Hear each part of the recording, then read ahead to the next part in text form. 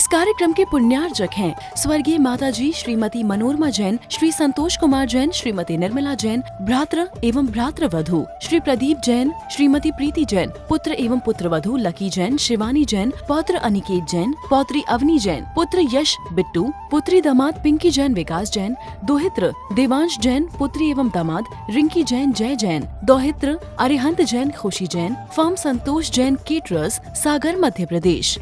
कि अगर हमें समाधि की साधना करना है तो सबसे पहले हमें अपने मन के अंदर शांति की जरूरत होती है, और जिसका मन शांत होता है वह कैसी भी परिस्थिति आ जाए वह विचलित नहीं होता, क्योंकि वह समझता है अगर हम विचलित हुए तो नए कर्म और बंद करके मेरे जीवन में उपस्थित होंगे। अगर इनको हम शांति से सहन कर लेंगे तो नए कर्मों का आना बंद हो जाएगा। और अगर हम छोटी छोटी बातों पर उत्तेजना से भर जाते हैं, यहां वहां की बातों में उलझ जाते हैं, तो फिर हमें सत्य के स्वरूप का भान नहीं होता। कुछ महिलाओं की आदत होती है कि जहां दो बहनें बैठ जाए वो कुछ ना कुछ बातचीत जरूर करेंगे। एक बार बहुत बड़ा अजूबा हुआ मेरे साथ में। मैं बॉम्बे हावड़ा में जा रहा था और हम श्री बॉम्बे जा रहे थे। करीब 17 घंटे बॉम्बे जाने में लगते थे वहां से, और जिस बर्थ पर हमारी टिकट थी उसी के सामने एक बहन जी थी और उनकी 3 बेटियां थी। 3 बेटियां थी। हम लोग 3 बच्चे थे। दीक्षा के पहले की बात कर रहा हूं, और मैंने देखा 2:20 पर बॉम्बे हावड़ा मेल चलता था, और वह उस पर बैठ गए हम, और वो चारों के चार हमारी हम लोगों की शकल देखे, मंद मंद मुस्काए, उनकी मां भी मुस्काए, मगर कुछ बोले नहीं। बहुत देर हो गई, कई घंटे हो गए। जब दूसरे दिन बॉम्बे के बीटी स्टेशन पर ट्रेन रुका, मेरा मन बहुत आनंद से भरा था, क्योंकि मैंने अपनी जिंदगी में एक अजूबा देखा था कि जहां एक ही जाति की 4 लोग हो, और वो भी स्त्री जाति के लोग हो, और 17 घंटे तक कोई चू चपाट ना करे, बहुत बड़ी बात है बंदियों। अभी देखो कितना कोलाहल हो रहा है, पुरुषों की आवाज नहीं आ रही। देखो वो 2 डोकरियां वो बातें कर रही है, देखो वो बातें कर रही 2 डोकरियां। उन्हें कोई मतलब नहीं है कि कर्म बंद होता है, इससे क्या होता है। वो तो अपनी बातों में मशहूर है। जो उनके साथ बातें करता है वह भी पाप का भागीदार होता है, जो करता है वह भी पाप का भागीदार होता है, और जो सुनता है वह भी पाप का भागीदार होता है। चोरी करने वाला, चोरी कराने वाला, चोरी का माल खरीदने वाला और चोर की अनुमोदना करने वाला, ये चारों के चार पापी की कोटि में आ जाते हैं। ऐसे ही जो ग्रस्तों की बातें करते रहते हैं, अभी भी उन्हें समझ में नहीं आ रहा है। एक ही घर के जहां एक साथ बैठ जाते हैं वहां वार्तालाप करते रहते हैं। देखो वो अभी भी नहीं मान रही, उनको कोई फर्क नहीं पड़ रहा है।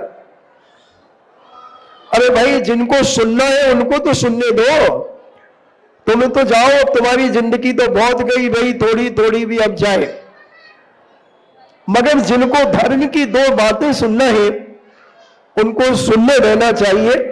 आपको जाना है आप चले जाए, वैसे ही तो हम पढ़े लिखे नहीं है, और अगर धर्म के कार्यों में हमने विघ्न डाला तो अगले जन्म में अंगुल के असंख्यात में भाग प्रमाण भी हमें ज्ञान बड़ी मुश्किल से होगा।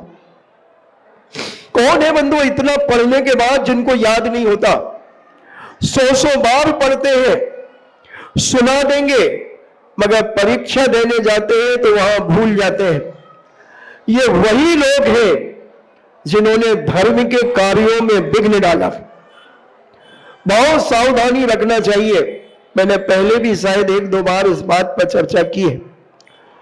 तो वह बड़ा अजूबा लगा मुझे कि 17 घंटे से ये बातें नहीं की इन्होंने, क्या बात है। और 24 घंटे में एक महिला 30,000 शब्द बोलती है। इनके पास 1,20,000 शब्दों का स्टॉक। इतना बड़ा स्टॉक, मुझे बहुत प्रसन्नता हुई। और मैं अपनी सीट से उतर करके मैंने अम्मा जी के चरण छुए और कहा, अम्मा जी आपका नाम मैं गिनीज बुक ऑफ बर्ड्स में लिखवाऊंगा। इतने में उनका बेटा आ गया। बोले भाई साहब क्या बात है? हमने कहा भैया ये 2:20 पर 2:20 पर ये ट्रेन में बैठी थी और अब करीब 10 बज रहे हैं, 9 बज रहे हैं। एक चू चपाट नहीं की इन्होंने। मेरा मन कहता है, अंतरंग भावना कहती है कि इनका नाम मैं गिनीज बुक ऑफ बर्ड्स में लिखवाऊं। तो बच्चा बहुत समझदार था, उसने कहा भैया आई एम सॉरी प्लीज, ये चारों की चार गूंगी है, ये गूंगी है। तो जिनको अभी मुंह मिल गया है और ये अगर अगले जन्म में जन्म लेंगी तो ये गूंगी होंगी, क्योंकि कितने लोगों को इन्होंने अंतराय कर्म बांधा। ये बहुत बड़ा विवेक की आवश्यकता है, और यह विवेक अगर हमारे अंदर जागृत हो जाए तो हम घर में बैठे बैठे भी बहुत सारे कर्मों को काट सकते हैं। कोई जरूरी नहीं है कि आपकी शक्ति नहीं है कि आप आरिका बने, एलक छुल्लक बने, मुनिराज बने, ब्रह्मचारिणी बने, कोई जरूरी नहीं बंधुओं। अगर एक सदग्रस्त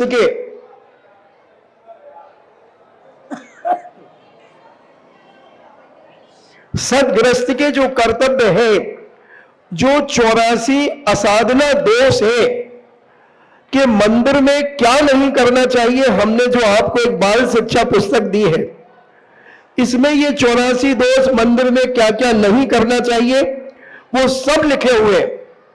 भोजन करते समय क्या क्या नहीं करना चाहिए, गुरु का विनय कैसे करना चाहिए, शिष्टाचार क्या होता है, अच्छे नंबर के टिप्स किस प्रकार से होते हैं, बहुत सारा इस किताब में। इसका नाम तो होना चाहिए बाल वृद्ध शिक्षा।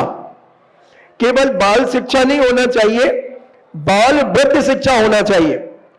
अगर ये वृद्ध लोग सुधर जाए तो मुझे विश्वास है कि हमारे धर्म में आधे से ज्यादा कोलाहल खत्म हो जाएगा, आधे से ज्यादा कोलाहल खत्म हो जाएगा। क्योंकि जब भी कोई साधु सागर में आता होगा और प्रवचन करता होगा तो सबसे ज्यादा किसको टाइट करता होगा? पुरुषों को कि महिलाओं को? तो अपनी इज्जत अपने हाथ में। अगर हम मंदिर प्रांगण में प्रवेश करते ही संकल्प कर ले कि जब तक हम जिनालय में रहेंगे, प्रवचन हॉल में रहेंगे, तब तक हम मौन रहेंगे, बंधु ये मरते समय ये मौन तुम्हारे जीवन में काम आएगा। उस समय ऐसे भी देखा गया, समाधि लेने वालों के मुख से नमोकार मंत्र नहीं निकलता। बहुत सारे लोग देखे गए ओम नहीं निकलता, यहां वहां की बातें तो खूब करेंगे, कसाय करेंगे। हमारी प्रभा दीदी, हमारी पूज्य शांतमती जी, ओंकारमती जी, चेतनमती जी, परममती जी, इन सबको ज्ञान होगा क्योंकि इन्होंने बहुत सारी समाधियां कराई हैं। बहुत तरीके से जैसे तैसे उन्हें याद दिलाया जाता है, धर्म की बातें याद दिलाई जाती हैं, समझाया जाता है। मगर हम जब स्वस्थ रहते हैं तब हम अपनी शब्द वर्गणाओं को कितना दुरुपयोग करते हैं, कितना बोलते हैं, चकल चकल चकल चकल। मंदिर में देखो तो प्रवचनों में महाराज जी को कहना पड़ता है ओम शांति, फिर भी हम चलते रहते हैं। और जिनको ये बातें करना है, नियम और कानून और धर्म कहता है, उन्हें घर में बैठना चाहिए, दूसरों के कार्य में विघ्न नहीं डालना चाहिए। और जो व्यक्ति ऐसे विघ्न डालते हैं, उनके मरण समय उनके मुख से पंच परमेष्ठी का नाम भी नहीं निकलता बंधुओं। जैसे ही अपन नमो यंतारम कहेंगे वो मौन हो जाएंगे, और रिश्तेदार कोई आएगा तो उससे बात करने लगेंगे, उससे देखने लगेंगे, उससे पूछने लगेंगे। ये वही लोग हैं जिन्होंने अच्छे कार्यों में विघ्न डाला। समाधि बिगड़ जाएगी, परिणाम नहीं होंगे अच्छे, उत्तेजना होगी, क्रोध आएगा, क्योंकि उन्होंने अच्छे कार्यों में तो कर्म कहता है कि जब जिनवाणी सुनाई जा रही थी तब यह कोलाहल मचा रहा था, अब इसके मरने का समय है तो इसकी बुद्धि को भ्रष्ट कर दो, भ्रष्ट कर दो इसकी बुद्धि को। क्योंकि जब जीवन में शांति ही नहीं होगी तो समाधि कैसे हो जाएगी, कैसे हो जाएगी समाधि? समाधि कोई जबरदस्ती नहीं दी जाती। समाधि के लिए बहुत परिणाम चाहिए, बहुत निर्मल परिणाम चाहिए, वर्षों से साधना चाहिए, वर्षों की साधना काम आती है। इसलिए हमें शांति के लिए सबकी योग्यता एवं प्रतिभा को प्रोत्साहन देना चाहिए। जिसकी प्रतिभा है उसे प्रोत्साहन देना चाहिए, उसकी योग्यता की कदर करना चाहिए, और ये प्रोत्साहन उसके मन में जो शांति लाता है। क्यों दी जाती है प्राइज? अभी तत्वावसूर लेखन प्रतियोगिता हुई, सारे भारत में तहलका मच गया। प्राइजें देख करके कितने लोगों ने तो लर बहना बांध लिया अपनी छाती में। लर बहना जानते हैं? बच्चों की लार गिरती है ना, तो बहुत सारी माताएं अपने बच्चों को पहना देती हैं, तो बहुत सारे लोगों ने बांधा। मैं देख रहा था कई लोग बार बार रुमाल से यूं कर रहे थे, पोंछ रहे थे, वो उनकी लार टपक रही थी कि काश हम भी लिख लेते। हमने 10 बार लिख करके बंद कर दिया, हमने 20 बार लिख करके बंद कर दिया, हमने 25 बार लिख करके बंद कर दिया। और यहां तो हमें क्या मालूम, अगर महाराज पहले बता देते कि 40 लाख रुपए की प्राइज बटेगी तो फिर हम तो जी जान लगा देते हैं। ऐसे लोभियों से हम प्रतियोगिता नहीं जितवाते हैं। लालच देकर के मैं प्रतियोगिता नहीं करवाता, मैं मेहनत करवाता हूं और मेहनत के अनुसार उसको पुरस्कृत करता हूं, प्रोत्साहन करता हूं। उस प्रतिभा को निकाल करके समाज के सामने लाता हूं कि इस व्यक्ति ने इतनी मेहनत के साथ में यह तत्वावसूत ग्रंथ आज लिखा। इसलिए प्रोत्साहन दिया जाता है। कोई ऐसी बात नहीं, उसकी मेहनत की कदर होना चाहिए, उसकी योग्यता का बहुमान होना चाहिए, उसकी प्रतिभा का सम्मान होना चाहिए। और जिस समाज में प्रतिभाओं का सम्मान नहीं होता बंधुओं, वो समाज रद्दी मानी जाती है, बेकार मानी जाती है। क्यों लगाई जाती है पाठशालाएं? क्यों 12 वर्षीय कोर्स चल रहा है? क्यों सोने का मेडल दिया जाता है?